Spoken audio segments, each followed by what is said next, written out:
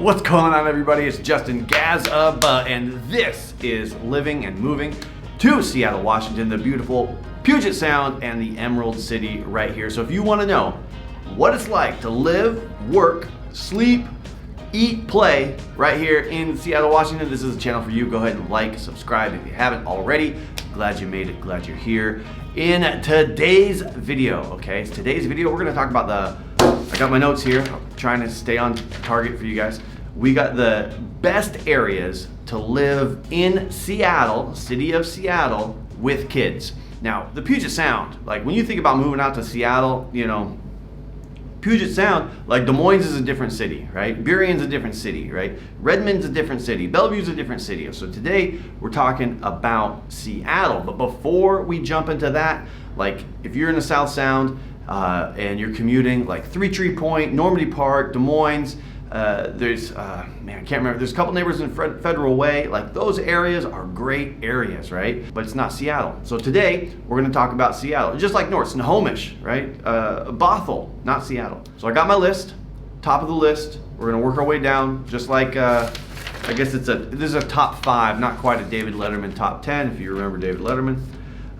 We're gonna jump in to Queen Anne. Now Queen Anne, there's like Lower Queen Anne, which on the map sometimes says Uptown, and then there's Queen Anne proper.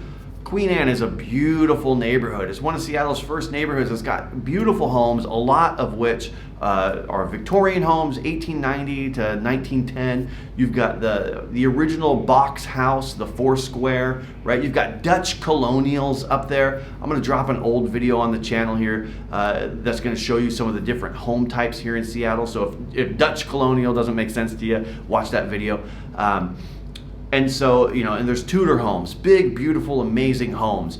Queen Anne is one of the premier neighborhoods of Seattle, right? So you have Queen Anne, I would say Laurelhurst, Madrona, like some of these neighborhoods are fantastic. But Queen Anne really truly is one of the great neighborhoods to raise kids. It's got great parks. It's set up beautifully, you know, nice sidewalks, great school district. Like Queen Anne is all-time great neighborhood. Now for Queen Anne, we should mention, I'll make sure I get it right so I don't confuse the names, but Coe Elementary and John Hay Elementary are two top highly rated elementary schools. So if you're thinking about making a move into Seattle and you want to make sure that you do your homework, look into those two schools and their borders and their outlines. If you need help when you're thinking about purchasing, just reach out and we can, you know, I don't know if people know that we can do this, but we can hone in on those areas that service those schools and make sure that you find a place that's within that school district so that you buy in the right neighborhood, in the right area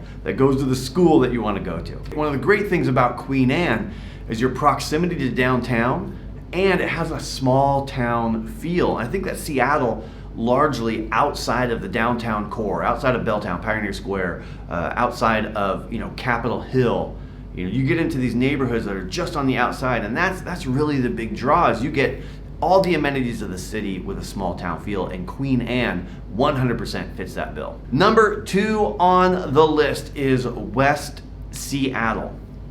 Now, when I've talked about West Seattle in the past, West Seattle is a fairly large landmass, right? You have Alki Point, you have the Junction, you can even work your way south. I've talked about was it Arbor Heights before?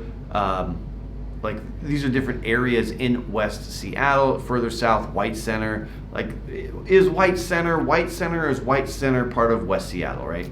So West Seattle, most people are going to think about Alki and the Junction and that kind of more northern area of West Seattle. And they have some great schools. Again, they have a lot of that small town design and appeal where you're close to those amenities. There's the little foot ferry from West Seattle that takes you into downtown. The West Seattle Bridge is open again. People are using, so it's easy access back into downtown, and decent express bus to get into downtown Seattle. If you're thinking about making a move and you're looking into elementary schools, I want to give you a couple to look into. West Seattle, and I'm reading off the list so I don't miss them.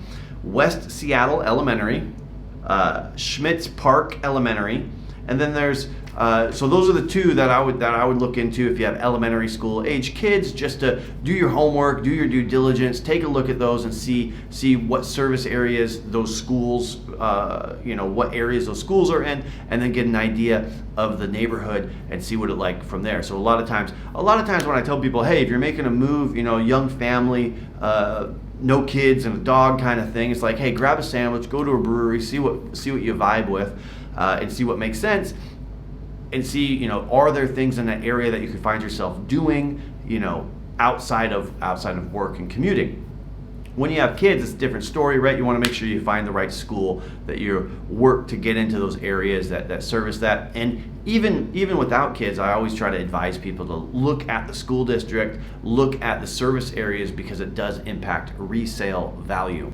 When it comes to West Seattle, a lot of the big draws are they have this cool little, Alki downtown area, shops, restaurants, a lot of fish shacks, coffee shops, amazing water views. Alki Beach is a sandy beach. They've got baseball fields and stuff. So there's plenty to do there as a family. Go out, go for a walk, play ball, that sort of thing. So definitely an area that's worth considering. Number 3 on the list is Magnolia. So Magnolia is another peninsula, an offshoot just south of Ballard, west of Queen Anne. And it definitely has a lot of small town design and appeal. It's fairly close to downtown. You can just come over from Magnolia, take 15th down to Elliott, and get into downtown Seattle, negotiate your way into downtown if you need to. But Magnolia, big landmass. We have done a couple of videos on Magnolia, walking tour that gives you really an idea of some of the different play fields and parks and the downtown Magnolia core with those shops and restaurants. So it definitely has a family-friendly design and appeal. It's, a lot of times, Discovery Park is a massive park. It attracts a lot of people and attention that don't live in Magnolia, that come to the park to go, trail run or check out the park or go down to the waterfront there, and the lighthouse and that sort of thing. But generally speaking, outside of the downtown core with the restaurants, Magnolia doesn't see a tremendous amount of through traffic, because it's on its own kind of peninsula. So it's very purposeful when you go to Magnolia, if you don't live there. So if you don't live in Magnolia, when you go there, you're going for Discovery Park, you're going for the bars and restaurants. Maybe you're going to the farmer's market. It's very intentional. So you don't see a lot of through traffic, which is nice for a lot of families, because it feels like that nobody's there that's not supposed to be there. Hope that makes sense. Let's just talk about a couple of good schools to look into for the Magnolia area. Catherine Blaine is K through 8. And then Lawton Elementary, and that's in Lawton, which is close to Discovery Park. So just check those out, see if they fit the bill, see if they find what you're looking for. And again, we can help you hone in on homes that feed into those schools. So I can't stress enough how cool Discovery Park is. If you were into like 90s grunge music, grunge is a bad term that everybody started to use, but if you listen to like Pearl Jam and Soundgarden, you're probably familiar with the band Temple of the Dog. They did a video for a song called Hunger Strike, and the video was filmed at Discovery Park. So fun fact for you. Number 4 on the list is Ballard. Okay, look. Ballard is a big little city, like bright lights, big city, little small town, right next to the big city. And I've told this story before, I'm going to tell it again.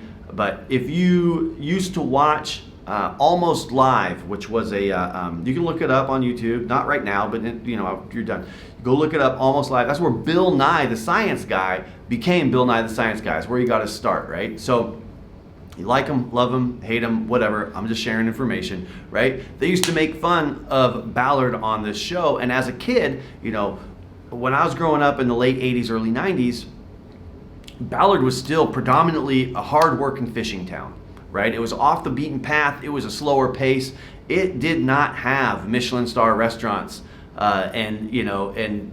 Oyster, it was not that town that it is today. It was a little more callous, a little more hardworking, net sheds, and there's still a lot of industry there. That's why so many breweries moved into Ballard, is because it was the unique mix of industrial space and neighborhood space that fosters that kind of walkability to these warehouses and stuff. But Ballard, I always as a kid wanted to live in Ballard. And even when I was playing music through high school, our band, we played at the Ballard Firehouse when that was a venue. Back in the day, that was a super rad venue. Well-known acts came through there, so we were stoked even to play there on a Wednesday night, right? But Ballard is one of those neighborhoods that has really just kind of grown up into a small town. Again, like, I feel like that's the theme of this video, right? You've got the access to the big city, you've got bars, shops, restaurants, breweries, everything that, great shopping, everything that you could need and want access to is right there.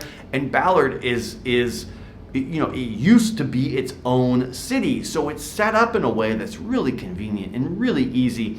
And now, Ballard has been upzoned, so we see a lot of townhouses, we see more apartments coming in, but it still has that small town design and appeal. No building there is over 7 stories, right? And so it really has, a well thought out, neighborhood, easy access, great place to raise a family, and great access for all those things. If you're the kind of person that loves to take a lot of those breweries, you bring your kids, right? They got those food trucks. You can make a day of it. There's parks nearby. So I want to give you a couple of things to think about with Ballard, right? So I always, we talked about the parks and the playgrounds and these different areas and these open spaces. What is it? The Sunset Hill Park, overlooks the Olympic Mountains and Shilshaw Bay and the Puget Sound.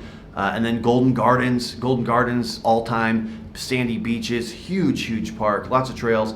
Even has like a couple of running trails and some stairs if you want to put your pack on and get some training weight for your hikes. You can get out there in the wintertime and do those stairs. There's a lot of stairs in Seattle. I had a friend that did. If that's your thing, you want to get outside, but you got to train. You can't really get to the mountains. There's stairs in Queen Anne. Just reach out. I'll tell you where all the stairs are. A lot of fun. But the Salmon Bay is a K through 8 school. Definitely look into that, and then look into Lowell Elementary. And then I know that a lot of people love Ballard High, which services a pretty large area. That's one of the schools that people really are proud to go to. So definitely look into that. But when it comes to raising a family and having access to different parks and restaurants, Shilshaw Marina, there's so much to do with folks. Obviously you can. If you're in Queen Anne, you can just cross the bridge and go to Ballard and hang out, obviously. But living in Ballard, right, you have access to all those things too. Okay, so number 5, the last one on the list is Capitol Hill. Now, in the past, I have made videos about, how Capitol Hill is a more densely populated, area. It's got the nightlife. It's got bars and restaurants. It's got, fun little weird antique shops and record stores. But if you work your way a little further north, you start to get into some more residential, a little bit more residential versus that densely populated area. And so a lot of young professionals find themselves living, in those just outside of the busy streets of Capitol Hill, but it's still in Capitol Hill, Roanoke Park, 10th Ave, I think it's 10th Avenue. These areas here, and I can show you where it's a little bit slower pace. Now, I don't have any schools to look at specifically, but there's a ton of well-rated schools in those areas. So just take a look if that's your vibe. There's some, I think it's Federal Street? Some beautiful houses similar to Queen Anne. These Victorian houses, 4 squares, beautiful, large craftsman family homes, this kind of thing. So it's definitely worth looking into. Now, when I say all that, hey, if maybe those houses aren't your vibe. Reach out to us, let's figure out what makes the most sense to you. But I just wanted to give you some ideas and some places to look at so that you can make a really good decision for your family and decide where you want to live. There's a ton of other areas in Seattle, like Columbia City or Mount Baker or Laurelhurst or Ravenna, that are also worth looking into. So this is just a short list. I wanted to give you some ideas and share a little bit about what it's like to live and what you can expect to live in those neighborhoods. If you're thinking about making a move, reach out to me, give me a call, shoot me a text. My team and I, we're happy to jump on the phone with you, brainstorm, and get you where you need to go. If you don't reach out, we can't help. And if you haven't already, smash that like button, hit that subscribe, do all those fun things, and we'll see you in the next video. Talk to you.